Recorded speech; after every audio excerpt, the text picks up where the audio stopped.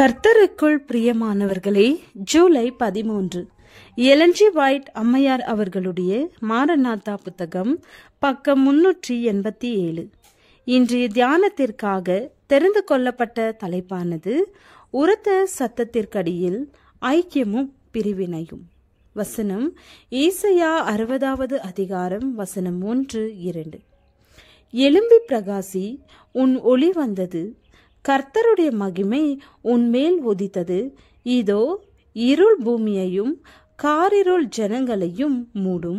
ஆனாலும் உன்மேல் கர்த்தர் உதிப்பார், அவருடைய மகிமை உன்மேல் காணப்படும். துன்ப துயரங்கள் நம்மை சுற்றிலும் சூழும் பொழுது நமது அணிகளிலே விலகி செல்லுதலும் இருக்கும், ஐக்கியமும் இருக்கும். இப்பொழுது சண்டை செய்வதற்கான ஆயுதங்களை எடுக்க ஆயத்தமாயிருக்கின்ற சிலர் உண்மையாகவே ஆபத்து வருகின்ற வேளைகளில் தாங்கள் உறுதியான கன்மலையின் மீது கட்டப்படவில்லை என்பதை வெளிப்படுத்தி விடுவார்கள். அவர்கள் தங்களை சோதனைக்கு ஒப்பு கொடுத்து விடுவார்கள். சிலர் ஏராளமான வெளிச்சத்தையும் அருமையான சலுகைகளையும் பெற்றிருந்த போதிலும் அவைகளை பெருக செய்யாமலிருந்து விட்டதால் ஏதாவது ஒரு அல்லது வேறொரு சாக்கு போக்கை சொல்லி நம்மை விட்டு பிரிந்து சென்று விடுவார்கள். சத்தியத்தின் மீதுள்ள அன்பை அவர்கள் பெற்றுக்கொள்ளாததினால் சத்ருவின் வஞ்சகங்களினால் இழுத்து கொள்ளப்படுவார்கள். வஞ்சிக்கிற ஆவிகளுக்கும் பிசாசுகளின் கொள்கைகளுக்கும் செவி கொடுத்து விசுவாசத்தை விட்டு விலகி போவார்கள். ஆனால் வேறு வகையாக பார்க்குமிடத்து காரியம் பின்வருமாறு இருக்கும். அதாவது, உபத்திரவம் எனப்படும் புயல் நம்மை மோதி தாக்கும் பொழுது உண்மையான ஆடு தனது உண்மையான மேய்ப்பனின் குரலை கேட்கும். இழக்கப்பட்டு போனவர்களை மீண்டும் கொண்டு வருவதற்கான சுயத்தை மறுக்கும் முயற்சிகள் மிகுதியாக செய்யப்படும். சபை நின்று விலகி வழி தப்பி திரிந்த அநேகர் அந்த மாபெரும் மேய்ப்பனை பின்பற்றுவதற்காக மீண்டும் திரும்பி வருவார்கள்.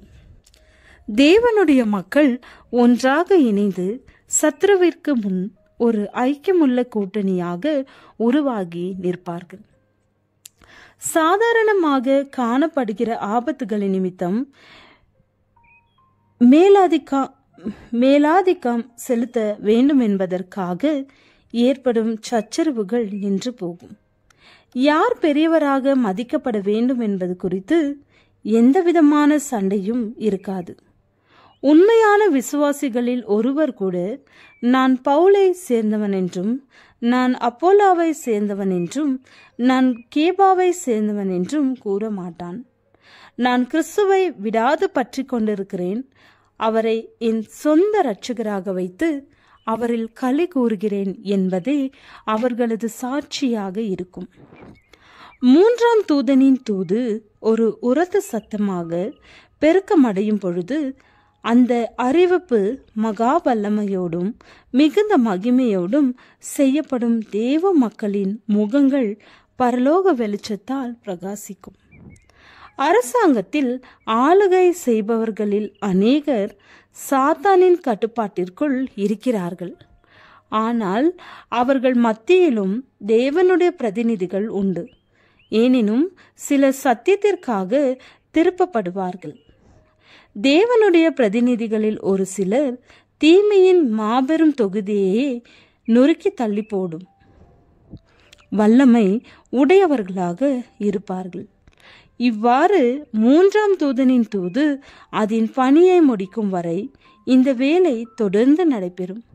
பின்னர் அந்த மூன்றாம் தூதனின் உரத்த சத்தத்திலே இந்த பிரதிநிதிகளுக்கு சத்தியத்தை ஏற்றுக்கொள்ளக்கூடியதான ஒரு சந்தர்ப்பம் கிடைக்கும்.